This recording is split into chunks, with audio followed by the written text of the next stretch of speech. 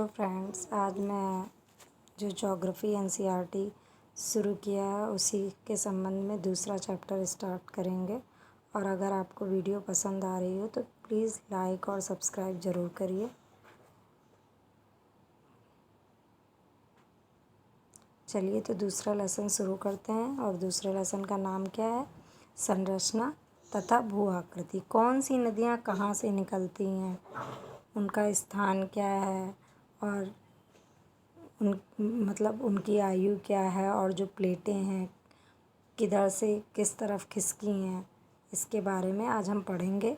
तो शुरू करते हैं। सबसे पहले, क्या आपने कभी सोचा है कि मिट्टी की उर्वरता गठन का स्वरूप अलग क्यों है?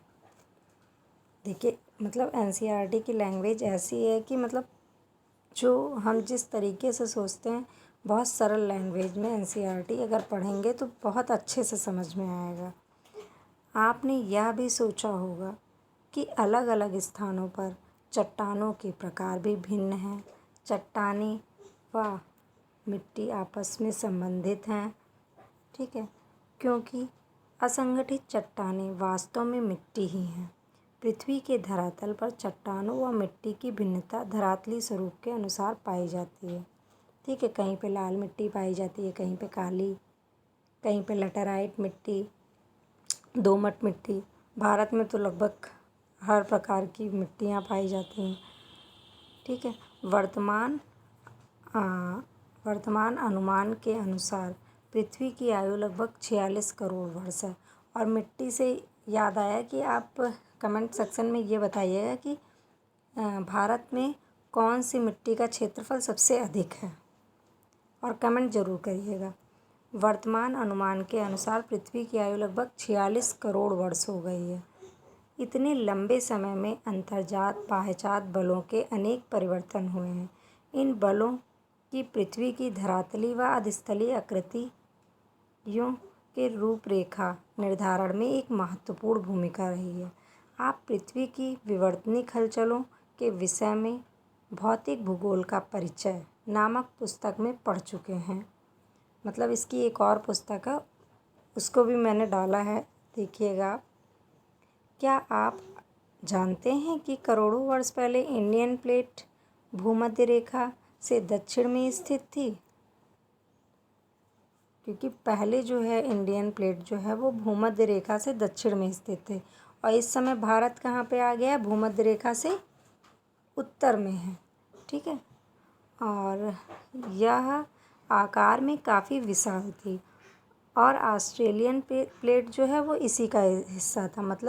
भारत और इंडियन प्लेट और ऑस्ट्रेलिया जो अब वर्तमान में अलग अलग हो गए, ये दोनों आपस में जुड़े हुए थे। यह प्लेट काफ़ी हिस्सों में टूट गई, और ऑस्ट्रेलियन प्लेट दक्षिण पूर्व और इंडियन प्लेट उत्तर दिशा में खिसकने लगी, और जो अभी भी थोड़ा बहुत खिसक रही है। जो वर्तमान में भूकंप ज्वालामुखी आते हैं, इसी के कारण धीरे धीरे अपने स्थान से जो इंडियन प्लेट है वो उत्तर की तरफ, और ऑस्ट्रेलियन प्लेट जो है वो दक्षिण पूर्व की तरफ जा रही है, ठीक है। क्या आप इंडियन प्लेट के खिसकने की विभिन्न अवस्थाओं को रेखांकित कर सकते हैं? कोशिश करिएगा करने की। इंडियन प्लेट का खिसकना अब भी जारी है, और इसका भारतीय उपमहाद्वीप के भौतिक पर्यावरण पर महत्वपूर्ण प्रभाव है। क्या आप इंडियन प्लेट के उत्तर में खिसकने के परिणामों का अनुमान लगा सकते हैं? एनसीईआरटी इसीलिए बेस्ट होता है क्योंकि ये सोचने में मजबूर करता है। फिर भारतीय उपमहाद्वीप की वर्तमान भूवैज्ञानिक संरचना व इसके क्रियाशील भू आकृतिक प्रक्रम मुख्यतः अंतर्जनित हैं व बाह्यजनिक बलों व प्लेट के क्षैतिज संचरण की अतः क्रिया के परिणाम स्वरूप अस्तित्व में आए हैं।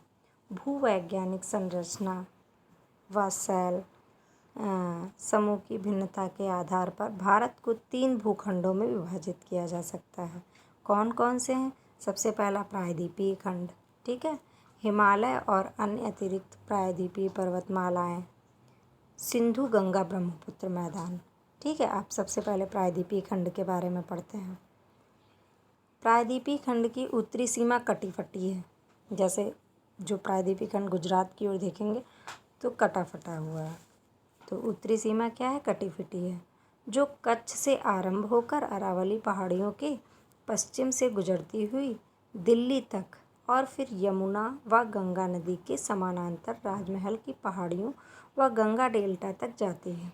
इसके अतिरिक्त उत्तर पूर्व में कार्बी एंगलांग व मेघालय का पठार, मतलब प्रायद्वीपीय जो है उत्तर पूर्व में जो कार्बी एंगलांग है और मेघालय का पठार है वहाँ तक भी है। पश्चिम में राजस्थान भी इसी खंड का विस्तार है। पश्चिम बंगाल के मालदा भ्रंश उत्तर पूर्वी भाग में स्थित मेघालय व कार्बी एंगलांग पठार जो छोटा नागपुर पठार से अलग करती है। राजस्थान में यह प्रायद्वीपीय खंड मरुस्थल सदृश स्थलाकृतियों से ढका हुआ है। प्रायद्वीपीय मुख्यतः प्राचीन नाइस व ग्रेनाइट से बना हुआ है। किससे बना हुआ है? प्रायद्वीप प्राचीन नाइस से बना हुआ है और ग्रेनाइट से बना हुआ है। कैम्ब्रियन कल्प से यह भूखंड एक कठोर खंड के रूप में खड़ा है। अपवाद स्वरूप पश्चिमी तट समुद्र में डूबा होने और कुछ हिस्से विवर्तनिक क्रियाओं से परिवर्तित होने के उपरांत भी इस भूखंड के वास्तविक आधार तल पर प्रभाव नहीं पड़ता है। इंडो ऑस्ट्रेलियन प्लेट का हिस्सा होने के कारण यह ऊर्ध्वाधर हलचलों व खंड भ्रंश से, आगे नेक्स्ट पेज पे आते हैं, प्रभावित है। अब देखिए, नर्मदा तापी महानदी की रिफ्ट घाटियाँ और सतपुड़ा ब्लॉक पर्वत इसके उदाहरण हैं। और इसमें क्वेश्चन ऐसा भी आता है, कौन सी नदियाँ हैं जो रिफ्ट घाटी में होकर या भ्रंश घाटी में होकर बहती हैं? तो नर्मदा, तापी और महानदी, ये नदियाँ जो हैं रिफ्ट घाटी में बहती हैं। प्रायद्वीप में मुख्यतः अवशिष्ट पहाड़ियाँ शामिल हैं, ठीक है, जैसे अरावली, नल्लामला, जावेदी, वेल्लीकोंडा, पालकोंडा श्रेणी, महेंद्रगिरी पहाड़ियाँ आदि। यहाँ की नदी घाटियाँ कैसी हैं? उथली हैं। इनकी प्रवणता कम होती है, ठीक है। अब इसको स्किप कर देते हैं। पूर्व की ओर बहने वाली नदियाँ, अब ये जो हैं ये नदियाँ हैं पश्चिम में गिरती हैं जाके, नर्मदा और तापी। और जो ये है जो पूर्व में बहने वाली नदियाँ, अधिकांश नदियाँ बंगाल की खाड़ी में गिरने से एक डेल्टा का निर्माण करती हैं। उदाहरण के लिए महानदी है, गोदावरी है, कृष्णा द्वारा निर्मित डेल्टा इसके उदाहरण हैं। और जो महानदी है रिफ्ट घाटी में ज़रूर आती है, लेकिन ये बंगाल की खाड़ी में गिरती है, ठीक है। फिर हिमालय और अन्य अतिरिक्त प्रायद्वीपीय पर्वतमाला हैं, उनके बारे में आप पढ़ेंगे। कठोर व स्थिर प्रायद्वीपीय खंड के विपरीत हिमालय और अतिरिक्त प्रायद्वीपीय पर्वतमालाओं की भूवैज्ञानिक संरचना तरुण, दुर्बल और लचीली है। ये पर्वत वर्तमान समय में भी बाह्यजनिक और अंतर्जनिक बलों की अंतःक्रियाओं से प्रभावित हैं। जैसा कि पहले आपको बता चुके हैं कि ऑस्ट्रेलियन प्लेट जो है वो अभी भी उसका खिसकना जारी है और इंडियन प्लेट का भी, ठीक है। इसके परिणाम स्वरूप इनमें वलन, भ्रंश और छेद बनते हैं। इन पर्वतों की उत्पत्ति विवर्तनिक हलचलों से जुड़ी है। तेज बहाव वाली नदियों से अपर्दित ये पर्वत अभी भी युवावस्था में है, ठीक है। गार्ज फी आकार की घाटियाँ, छेपिकाएँ व जलप्रपात इत्यादि इसके प्रमाण हैं, ठीक है। जैसे ये आप देख रहे हैं चित्र में देखिए, तो इसमें वी आकार की, इसी को कहते हैं वी आकार की जो घाटी बन रही है, इसी को वी आकार की घाटी बोलते हैं, ठीक है। चलिए, गार्ज या वी आकार की घाटी। चलिए नेक्स्ट पे आते हैं, सिंधु गंगा ब्रह्मपुत्र का मैदान। सिंधु गंगा ब्रह्मपुत्र का मैदान भारत का तृतीय भूवैज्ञानिक खंड सिंधु, गंगा और ब्रह्मपुत्र नदियों का मैदान है। मूलतः यह एक भू अभिनति गर्त है जिसका निर्माण मुख्य रूप से हिमालय पर्वतमाला निर्माण प्रक्रिया के तीसरे चरण में लगभग 6.4 करोड़ वर्ष पहले हुआ था, ठीक है। तब से इसे हिमालय प्रायद्वीप हिमालय और प्रायद्वीप से निकलने वाली नदियाँ अपने साथ लाए हुए अवसादों से पाट रही हैं। इन मैदानों में जलोढ़ की औसत गहराई 1000 से 2000 मीटर है। ठीक है। फिर भारत के विभिन्न क्षेत्रों की भूवैज्ञानिक संरचना के महत्वपूर्ण अंतर हैं। इसके कारण दूसरे पक्षों जैसे धरातल और भू आकृति पर दूरगामी प्रभाव पड़ता है। भारतीय उपमहाद्वीप में भूवैज्ञानिक व भू आकृतिक प्रक्रियाओं का यहाँ की भू आकृति एवं उच्चावच पर महत्वपूर्ण प्रभाव पाया जाता है। भू आकृति, अब इसकी भू आकृति पर आते हैं। भू आकृति कैसी है देखते हैं। किसी स्थान की भू आकृति उसकी संरचना, प्रक्रिया और विकास की अवस्था का परिणाम है। भारत में धरातली विभिन्नताएं बहुत महत्वपूर्ण हैं। इसके उत्तर में एक बड़े क्षेत्र में ऊबड़ खाबड़ स्थलाकृति है। इसमें हिमालय पर्वत श्रृंखलाएं हैं, जिसमें अनेकों चोटियां, सुंदर घाटियां, महाखंड हैं। दक्षिण भारत एक स्थिर परंतु कटा फटा पठार है, जहाँ अपरदित चट्टान खंड कगारों की भरमार है। इन दोनों के बीच उत्तर भारत का विशाल मैदान है।